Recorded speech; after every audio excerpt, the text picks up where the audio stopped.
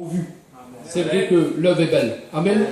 L'œuvre de ballon est vraiment belle. C'est vrai, Seigneur, quand je suis entré puis j'ai vu ça, je dis, Seigneur, combien que ton œuvre est belle. Et combien que c'est merveilleux. Amen. Combien que c'est merveilleux de voir l'œuvre de Dieu qui grandit de plus en plus. Et on apprend de bonnes nouvelles. On dit, tiens, là-bas, il y a une mission, il y a une église qui est fondée, une église, il y a plein de chrétiens, il y a plein d'âmes qui se donnent au Seigneur. Il y a plein de personnes qui arrivent et qui se donnent au Seigneur. Et dans tout ça, je dis, Seigneur, merci parce que ta parole s'accomplit. Amen. Et combien que c'est merveilleux de voir cela encore. Je dis, Seigneur, regarde ce soir à travers un petit chapiteau. Je dis, Seigneur, un petit chapiteau, un grand chapiteau. Mais de voir, je dis, Seigneur, ton œuvre, qu'il y a encore plein de gens qui viennent écouter ta parole. Pourquoi? Parce que, comme il a dit Johnny tout à l'heure, c'est la Bible qui le dit, Jésus revient. Amen. Amen. Et merci au Seigneur. Amen. J'ai aimé ce qu'il a dit Johnny tout à l'heure. Avec ces 200 € là. Hein. Et puis c'est vrai que quand je pense à ça, j'ai vécu pas mal d'expériences par rapport à ça. Mais j'ai dit, Seigneur, ce soir, vous savez, il y a des fois, il y a des gens qui disent, je vais aller à la réunion, je vais rencontrer le Seigneur à la réunion. Mais il n'y a pas d'endroit précis pour rencontrer Jésus. S'il suffit de disposer son cœur et de rechercher Jésus pour trouver le Seigneur. Je vous donne une petite expérience et après on lit la Bible. Amen. Comment que c'est mon copain et comment qu'il a trouvé le Seigneur. Vous allez peut-être me dire, il est peut-être bizarre sur le pasteur, mais c'était un témoignage qui est vrai, puis c'est vrai. Un garçon qui n'a pas il n'a pas été élevé du tout dans les choses, dans la parole de Dieu. C'est un garçon qui a été élevé dans un foyer où c'était son métier, c'était un garçon qui il chouravait, c'était un voleur. Voilà, je vous dis avec mes mots, je vous dis comme ça. C'était un garçon qui vivait de tous les jours comme ça. La mère le prenait, ils ont grandi avec la mère, ils ont été tout petits, ils ont été avec la mère. C'est la mère qui les a inculqués ce métier-là. C'était normal pour eux. Et puis ce garçon-là, il a grandi, il a fondu un foyer avec ce métier-là. Et puis un jour, vous savez, c'était un garçon qui faisait son travail, il prenait les voitures, et puis il allait prendre les voitures, puis il allait travailler avec les autos. Et puis il m'expliquait son témoignage, comment il a rencontré le Seigneur. Aujourd'hui, je reste serviteur de Dieu. Hein. Regardez comment que Dieu fait bien les choses. Et puis ce garçon-là, il était parti pour prendre une auto. Il était parti pour prendre une auto, puis quand il arrivait dans la rue comme ça, parce que c'était une auto qu'il avait besoin pour travailler, puis cette voiture-là correspondait à son travail. Et puis à cause qu'il vient pour prendre la voiture-là, mais il n'a pas pu la prendre parce qu'il a été empêché. Et à côté de la belle voiture, là, il y avait une auto qui paraissait pas, elle était vraiment pas terrible, cette voiture. Et puis lui, par la colère, avec le tournevis, il casse son carreau comme ça, parce qu'il n'a pas pu prendre la voiture. Mais en cassant le carreau, voilà, il y a la Bible qui est posée sur la table de bord, comme ça. Et puis lui, par la colère, là, il prend la Bible, il la met en dessous le bras, mais lui, il ne sait pas ce que c'est les réunions. Lui, il ne connaît pas ce que c'est les chrétiens. Lui, il ne sait pas ce que c'est d'entendre parler comme ce soir, quand vous parle de la parole de Dieu. Lui, il ne sait pas ça. Et puis tout d'un coup, quand il a pris la Bible, là, il met sa Bible dans son bras, et puis tout d'un coup, il rentre chez lui, et puis il dit à sa femme, il dit, tiens, j'ai toujours un livre. Il dit, mets-le dans le camping. Puis tout d'un coup, il prend la Bible, il la met sur l'étagère, il ne sait pas que c'est la Bible. Et puis tout d'un coup, bien sûr, en prenant ce livre-là, il continue à faire son travail le lendemain, le lendemain, et puis tracassé par la parole de Dieu, par le livre, là, tout d'un coup, il vient, et puis il rentre dans son camping, et puis il prend ce livre-là, et puis tout d'un coup, il commence à l'ouvrir, et puis il commence à lire, il commence à lire, et en commençant à lire, il se passe quelque chose dans son cœur. Il se passe quelque chose parce que pourquoi? Parce que la Bible dit que Dieu veille sur sa parole. Amen. Parce que la parole, elle est vivante. C'est la Bible. Vous comprenez? C'est la parole de Dieu. Et puis lui, là, tracassé, il dit à sa femme, il dit, t'as vu le livre que j'ai toujours comme ça, il dit dans l'auto, là. Il dit, je sais pas ce qu'il y a, il dit, depuis que je lis ce livre, là, il dit, je suis plus le même garçon, il dit, tout a changé en moi. Et puis tout d'un coup, il reprend la Bible et puis il commence à relire la Bible. Et puis tout d'un coup, ce garçon-là, il se convertit. Mais une réelle conversion avec le Seigneur. Une réelle conversion avec Dieu. Une réelle conversion. Et puis tout d'un coup, il dit, ah, c'est pas c'est fini, je veux plus de chourave, c'est terminé. Je me nourrirai de peu importe. Il dit, j'irai plus de chourave, je veux devenir un chrétien. Donc il a fréquenté les chrétiens, il s'est baptisé, il a été à l'école publique, c'est devenu un serviteur de Dieu, mais en devenant un serviteur de Dieu, regardez comment que Dieu fait bien les choses. Il s'est souvenu qu'il avait la Bible, qu'il avait le chourave. Hein, c'est compliqué. Et puis lui, il dit, Seigneur, comment je vais faire? Il dit, c'est ma Bible, et puis à l'intérieur, il y avait les notes du pasteur dedans. Mais lui, les notes, il les avait laissées comme ça. Il dit, Seigneur, il dit, je vais faire une chose. Il dit, je ne peux pas rester comme ça.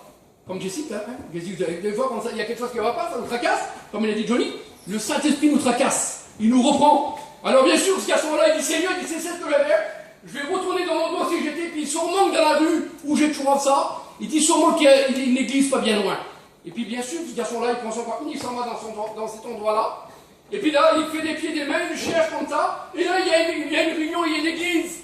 Et puis là, tout d'un coup, il rentre dans l'église. Et puis, bien sûr, les frères de l'église disent, bonjour, frère. T'es un serviteur de Dieu? Il dit, oui, voilà. Ben, il dit, tu nous diras un petit mot tout à l'heure? Il dit, oui. Et puis, bien sûr, il dit, voilà, alors, les chants cantiques, comme il a fait Johnny tout à l'heure, il a chanté. Et puis, il dit, on va appeler le frère, il va nous chanter un antique, là où il va nous dire un petit mot. Il dit voilà, il dit, je voulais vous donner une petite expérience. Il dit un jour, j'ai passé dans une rue comme ça. Et puis il dit voilà, il dit c'était pas prévu, il dit j'avais un métier comme ça et comme ça. Il dit j'ai cassé le carreau d'une voiture, il dit j'ai toujours un livre et je ne savais pas que c'était la Bible. Il dit à travers ce livre, je me suis converti, aujourd'hui je suis un serviteur de Dieu. Il dit je voulais savoir à qui appartient ce Bible. Et puis là il y avait un prédicateur qui était sur le côté. Il dit c'est la mienne mon frère, t'as cassé mon carreau. Il dit t'as cassé mon carreau. Mais il dit tiens mon frère, il dit tu comprends, il dit aujourd'hui je suis prêt à te redonner ta Bible. Il dit c'est à travers elle que tu t'es converti, oui. Il dit garde là, je t'en fais cadeau. Comment que Dieu fait bien les choses. Voilà, il n'y a pas d'endroit. C'est pas parce que ce soir, béni soit Dieu. Merci à Dieu qu'il y a un chapiteau et que les gens ont mis ce beau chapiteau à la disposition pour que les réunions se fassent. Mais tu peux rencontrer le Seigneur dans ton camping, dans ta maison, dans ta voiture. Il n'y a pas d'endroit précis pour retrouver Jésus. Il suffit que tu lui dises Seigneur, je voudrais te rencontrer. Amen. On va lire un texte dans la parole de Dieu. Je ne suis pas un garçon, je ne veux pas trop m'y longtemps non plus aussi. Je voudrais vous parler de sa renommée. Amen. Parce que vous savez, on peut parler de la renommée des hommes, on peut parler de la renommée de qui que ce soit, mais vous avez vu aujourd'hui, on peut parler de la renommée des hommes, mais vous avez vu la renommée des gens, ça passe tellement vite qu'on n'en parle même plus. Mais si je vous parle, si on parle de l'amour de Jésus, lui, la Bible dit qu'il n'a point changé. Il est toujours le même, le Seigneur. Amen. Alors on va faire une lecture ensemble dans la parole du Seigneur. C'est dans le livre de Marc, au chapitre 2 et au verset 1er. Regardez ce qu'il nous dit, il va dire, quelques jours après, Jésus vient à Capernaum, on a appris qu'il était à la maison. Et, j'arrive pas bien à voir. La lumière, là. Ah, bah, on va voir, on va regardez, vous voyez. Voilà. Comment ça marche? Ah, devant, il faut que ton rouge. Voilà. Tu peux mettre plus fort. Voilà, ça va mieux aller, vous allez voir. On refait la lecture ensemble.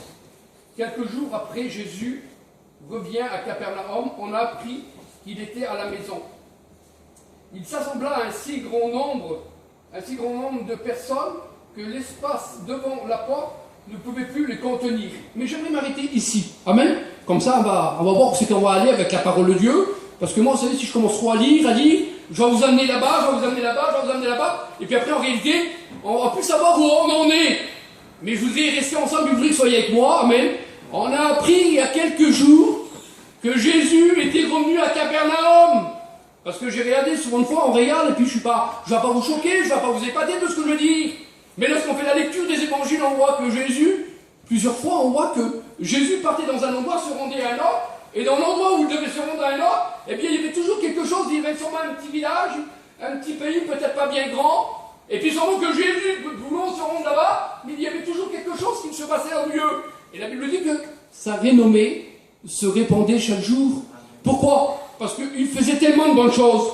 Regardez-moi, c'est pour vous dire ce soir. Il y a quelques temps, j'ai appris de l'homme de ballon en dessous, un petit chapiteau, en dessous un chapiteau. Mais j'ai entendu simplement un petit bruit, mais aujourd'hui, l'œuvre, on entend un bruit que ça commence à grandir, Seigneur. Pourquoi? Parce que Dieu manifeste sa puissance. Hein, ici, c'est comme ça. Pourquoi? Parce que Dieu manifeste sa puissance. Je suis allé à la réunion, il y a mon beau-frère Coco, là. Il y a un garçon qui m'a expliqué, je voudrais que vous restiez avec moi dans le message. Et après, vous allez voir, ce garçon-là m'a dit, ils étaient arrivés dans une place, l'homme, le prédicateur, il a ouvert une place, son Paris, là, et puis tout d'un coup, quand il a ouvert l'usine, comment ça m'a fait du bien dans mon cœur. J'ai dit, Seigneur, combien que ton œuvre est belle, et combien que tu veilles sur ton œuvre, et ta parole est puissante. Ils sont arrivés, il a ouvert le portail, cet homme-là, il est rentré avec 3 campines, et puis là, il y a des campines qui ont voulu rentrer. Et puis l'homme, il a dit, vous comprenez, c'est assez compliqué, j'ai l'autorisation de la dame, mais il a dit, je te promets, ils ont dit au pasteur, c'est des gens qui ne connaissaient pas le Jésus. Des gens qui s'étaient très durs pour l'évangile. Mais il a dit, on te promet, pasteur, que si on rentre, on te respectera. Alors ils étaient à peu près une trentaine ou 40 campines, des gens qui ne connaissaient pas du tout le Seigneur. Mais un plan de Dieu, un plan du ciel. Et puis vous savez ce qu'il a fait, le pasteur? Il a dit, mettez-vous là. Et puis tout d'un coup, regardez comment que Dieu fait les choses. Dans l'usine où l'homme y rentre, là, ça fait à peu près une grande salle comme ça, il y avait l'estrade, plus de 100 chaises à l'intérieur. Et puis là, vous savez ce qu'il a fait, le garçon, le prédicateur, ils étaient 3, 4, 5 campines. Il a dit, on va faire des réunions dans la salle. On va faire des réunions. Et puis le garçon qui était avec lui, il a dit, bien moi, il a dit, si tu veux, je passerai avec la coloche et puis je vais inviter tous les gens qui vont venir à la réunion.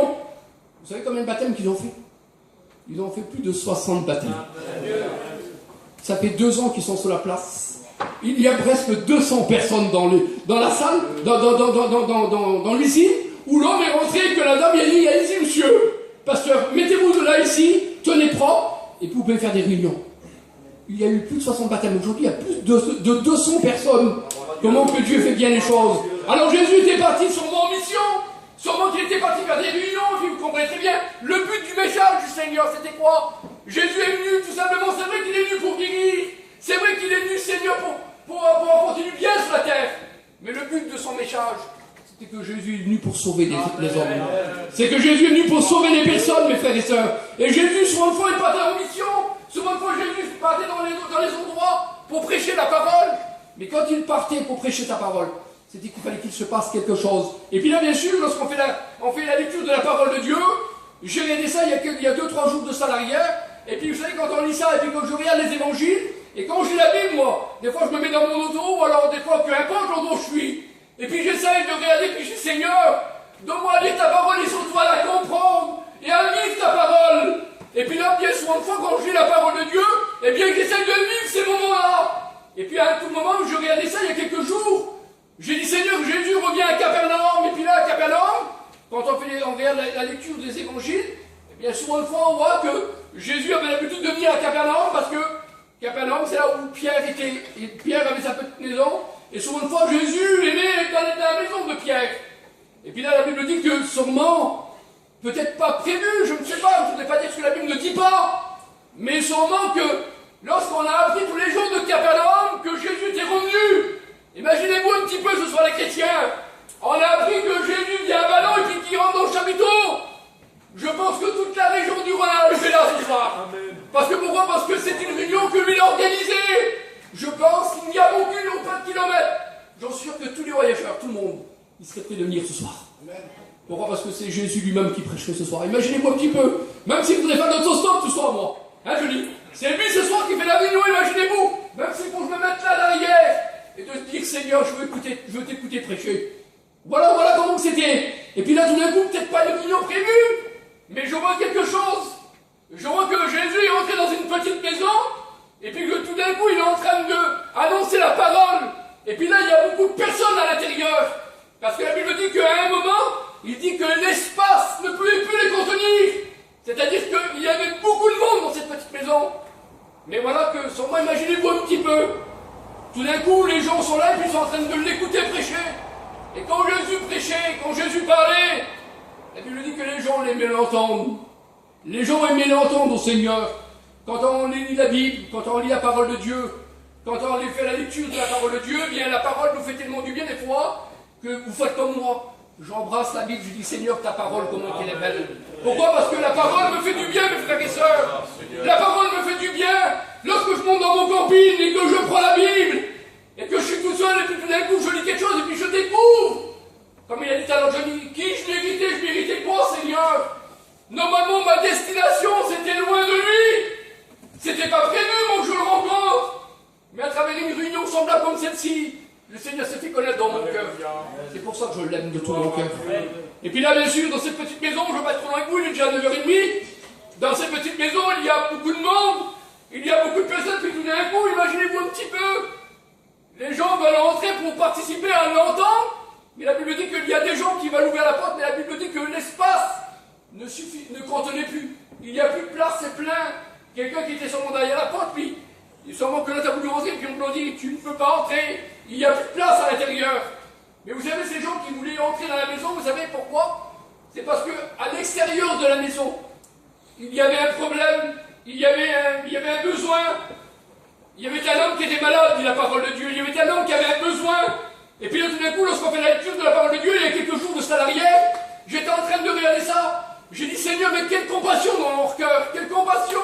J'ai dit, Seigneur, mais connais que c'est merveilleux. Parce que ces hommes-là avaient entendu parler de la renommée du Christ.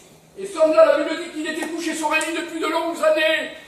Il était couché sur un lit et qu'il avait besoin de la grâce de Dieu. Vous savez ce qu'ils vont faire, ces hommes-là? Ils vont résoudre dans leur cœur, ils vont prendre des résolutions. On va dire, si lui, on le prend, et si on l'amène au devant du Seigneur, j'en suis sûr que le Seigneur va le guérir aussi à lui. Peut-être que tu te dis, mais moi, je ne suis pas malade. Mais béni soit Dieu, si tu n'es pas malade. Mais le Seigneur, il n'est pas venu tout simplement pour guérir les malades. Comme je te l'ai dit tout à l'heure, il est venu pour sauver Jésus. Il est venu pour faire du bien, il est venu pour que ton âme soit sauvée. Et puis là, bien sûr, ce garçon-là, il est là, et puis il est couché une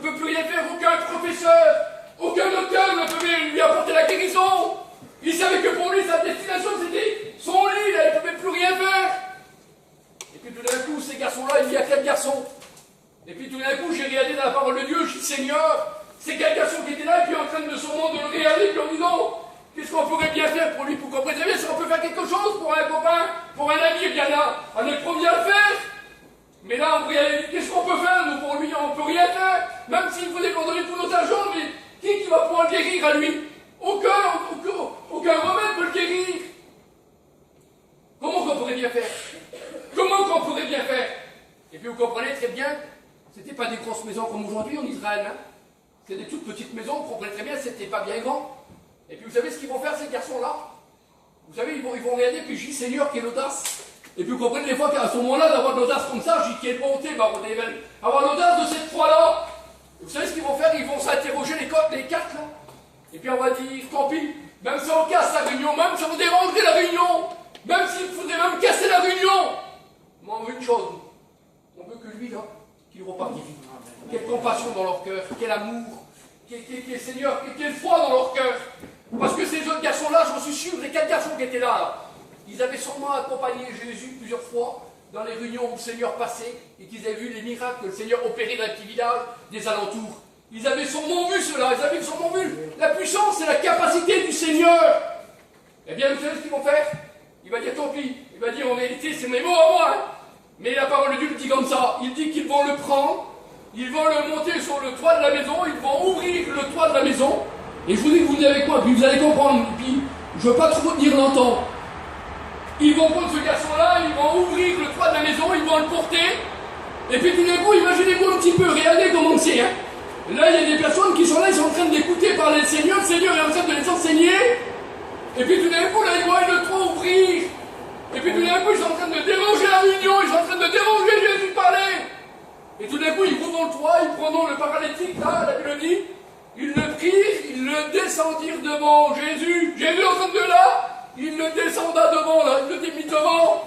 Mais à l'intérieur, il y avait quand même des hommes importants dans la petite maison. Il y avait des hommes, la Bible dit qu'il y avait des scribes à l'intérieur. Et des scribes, vous savez, c'était celui qui écrivait, c'était celui qui étudiait la Torah. C'était des hommes qui étaient quand même importants. C'était des hommes qui avaient une connaissance de la parole. Et puis on va voir ensemble, vous allez voir, pour celui qui a la Bible, lisez-le ce soir. Et penchez-vous sur les Écritures, faites bien attention. Parce que vous savez, des fois on lit, et puis des fois quand on prend le temps de lire la Bible, et des fois on dit Seigneur, je n'avais pas compris comme ça. Et puis à travers la parole de Dieu, quand on s'arrête des fois sur des points, on dit Seigneur, combien ta parole est merveilleuse. Et puis tout d'un coup, là, ils le prirent, ils le descendirent devant, là. Et puis tout d'un coup, le Seigneur est là, et puis ému de compassion, le Seigneur, voyant la foi de ces garçons-là, voyant l'amour dans leur cœur, voyant la compassion dans leur cœur, en voulant dire s'ils ont eu l'audace de le prendre et d'ouvrir le toit et de le descendre devant, c'est parce qu'ils croient de tout leur cœur. Et quand on croit, quand on met notre foi en Dieu, on croit que Jésus va le faire. Amen. Et puis là, tout d'un coup, le Seigneur est là, et puis il le regarde, et puis Jésus va dire quelque chose. Et puis j'ai voulu voir. J'ai plongé, j'ai regardé dans la parole de Dieu. Et puis vous savez, des fois, quand on est en train de lire un sujet, et quand on ne comprend pas, eh bien des fois, il faut feuilleter la Bible, il faut regarder la Bible, il faut feuilleter, puis on dit Seigneur, si c'est pas aujourd'hui, c'est ça demain, puis si c'est pas demain, ce sera après-demain. Puis quand on regarde la Bible, quand on regarde la parole de Dieu, on regarde la parole de Dieu, on feuille la parole de Dieu, et puis après on trouve une réponse avec l'aide du Saint-Esprit, et le Seigneur nous fait comprendre. Et puis tout d'un coup, le Seigneur est là, et puis tout d'un coup, il va dire une phrase, il va dire, mon fils, il va dire que tes péchés soient pardonnés. Et puis là, comme je vous l'ai dit tout à l'heure, il y a des hommes quand même assez importants, et puis tout d'un coup, ces hommes qui sont là, ils sont en réalité, ils ont une connaissance de la parole de Dieu, qui prétendaient avoir une connaissance de la parole de Dieu. Mais en réalité, ils ne prétendent pas trop ce qu'ils sont en réalité. Et puis tout d'un coup, ils sont là, et puis ils sont un peu choqués, ils sont un peu troublés dans leur esprit, et puis tout d'un coup, en réalité, ils sont en train de... Et tout d'un coup, le Seigneur est en train de dire ça à ce garçon-là. Et puis tout d'un coup, je dis, Seigneur, pourquoi tu dis ça alors? Pourquoi tu dis ça, Seigneur? Mon enfant, que tes péchés te soient pardonnés. Et puis tout d'un coup, il y a des scribes à l'intérieur, puis au-dedans d'eux, dans leur cœur, comme toi, en ce moment, tu es là, tu es à la réunion, et puis tu ne peux pas voir que tes pensées, que fixer de ce que le pasteur est en train de dire. Des fois, tu es en train de penser, il faut dire les choses telles qu'elles sont. C'est l'humain, ça. Tu es en train de penser à des choses que des fois, tu ne voudrais peut-être même pas penser. Tu es en train de penser à des choses, des fois, tu te dis, Seigneur, pourtant que je suis à la réunion, et puis mes pensées sont loin là-bas. Il y a des choses qui te remontent dans ta tête, ça m'arrive. C'est humainement, ça. je veux dire, c'est même normal en réalité, c'est la chair ça. Mais à un moment, si tes pensées sont captées sur la parole de Dieu, l'ennemi fera tout pour essayer de t'enlever la pensée pour pas que tu captes la parole de Dieu. Et puis là, tout d'un coup, les garçons, ils sont derrière là-bas. Il y a des hommes, je ne sais pas s'ils sont 2 ou 3, mais la Bible dit qu'il y a des scribes à l'intérieur. Et puis tout d'un coup, il dit, mais qui est celui qui peut pardonner les péchés? Au-dedans d'eux, hein. Au-dedans d'eux, il dit ça, ils pensent en ça. Et puis bien, le Seigneur, il prend la parole, lui. Et puis tout d'un coup, en prenant la parole, imaginez-vous un petit peu comment ces garçons vont être peut-être mal à l'aise. Et puis tout d'un coup, le Seigneur est en train de s'adresser à eux, il dit, lequel est le plus aisé de dire, tes péchés te sont pardonnés, au lieu de dire, lève-toi et marche.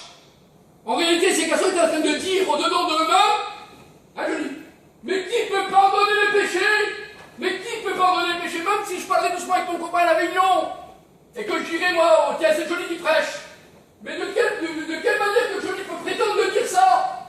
Mais au-dedans de moi, mais tout doucement avec mon copain. Et puis que je lui dis, mais Kimi, pourquoi tu dis ça? Pourquoi tu es en train de dire ça? Comment je vais être mal à l'aise? Vous comprenez ce que je vous vais comprendre? Et vous savez pourquoi? Parce que Jésus connaît tous mes frères et sœurs. Jésus, il n'est pas comme moi. Jésus connaît ta pensée. Jésus sonde ton cœur. Et Jésus connaît tout. Jésus sait tout. Alors tout d'un coup, peut-être ces garçons sont peut-être mal à l'aise. La Bible dit que le Seigneur va d'abord rétablir ce garçon-là, mais avant de le rétablir, Jésus a besoin de pardonner son péché pour qu'il puisse rentrer dans le ciel. Parce qu'il y a plein de garçons, pendant que Jésus faisait des réunions, qui ont été guéris, et qui sont repartis, ils n'ont même pas dit merci Seigneur. Et qu'aujourd'hui, ils sont plus avec le Seigneur. Alors mes frères, vous allez comprendre une bonne chose, mes amis. D'être guéri, c'est merveilleux, il n'y a pas plus beau Seigneur. Il n'y a pas plus merveilleux que d'être guéri. Imaginez-vous que le Seigneur, vous l'avez vécu, vous l'avez entendu. Moi, j'en ai vu dans ma famille. Moi, j'ai écouté un médecin un jour, le Seigneur a dit à ma mère, vous en avez pour 12 ou 13 jours, je crois, au 15 jours. Et puis ma mère est toujours là, Dieu l'a rétabli, Dieu l'a guéri. Mais combien de personnes vous avez vu, combien de personnes vous avez entendu qui ont été guéries par Jésus, et qu'aujourd'hui ils sont loin de Jésus? Je préfère plutôt pas être guéri, mais d'être sauvé par Jésus. Jésus est venu pour sauver. C'est vrai que tu peux être guéri ce soir. Tu peux être délivré, mais le Seigneur, ce qu'il veut de toi, c'est qu'il veut sauver ton âme. Pourquoi? Parce que la Bible dit que Dieu a préparé, il y a 2 endroits où l'homme et la femme doivent passer l'éternité. D'être guéri, c'est un fait, mais d'être sauvé, c'est mieux. Alors ce soir, ne te borne pas simplement que de venir, d'entendre, de venir, de participer à la réunion, de dire la réunion sont belles, dis-toi plutôt dans ton cœur, Seigneur, j'ai besoin de t'accepter. Amen. Je ne vais pas aller plus loin, je l'ai compris, Seigneur. Amen. On prie Seigneur ensemble. Je vais demander à mon copain rouge qui prie Seigneur. Sois béni, sois loué, Seigneur. Nous voulons dire merci pour ta parole, Seigneur. Que ta parole est claire, Seigneur. C'est elle qui nous dirige, qui nous conduit. C'est vrai, Seigneur, que tu es celui qui sauve, celui qui guérit. Mais Seigneur, tu es celui qui sauve l'âme. Et encore dans cette soirée, Seigneur, tu as parlé. Seigneur, tu as rouvert nos yeux, Seigneur, pour nous faire comprendre que la solution, c'est toi. Tu es le sauveur, Seigneur, du monde. Seigneur, tu veux attirer tous les hommes à toi. Tu veux sauver tous les hommes, Seigneur. Et encore ce soir, tu veux le faire. Et nous disons merci, Seigneur. Amen.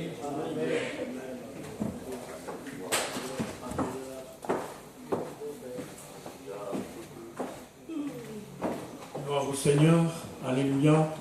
Merci à Dieu pour sa bonne parole.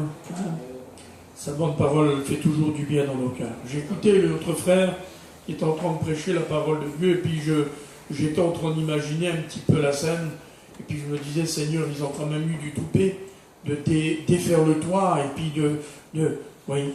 Mais dans leur cœur, ils savaient que le roi des rois, le Seigneur des seigneurs, pouvait faire quelque chose pour cette personne. Alléluia. Alors mes frères et sœurs, nous savons, nous, que le roi des rois, le Seigneur des seigneurs, est capable de sauver, de pardonner. Amen. Alors n'ayons pas honte, mes frères et sœurs, mais faisons comme ces hommes. Dites autour de vous, Jésus est vivant. Amen. On chante un cantique, s'il y a des malades parmi nous, vous vous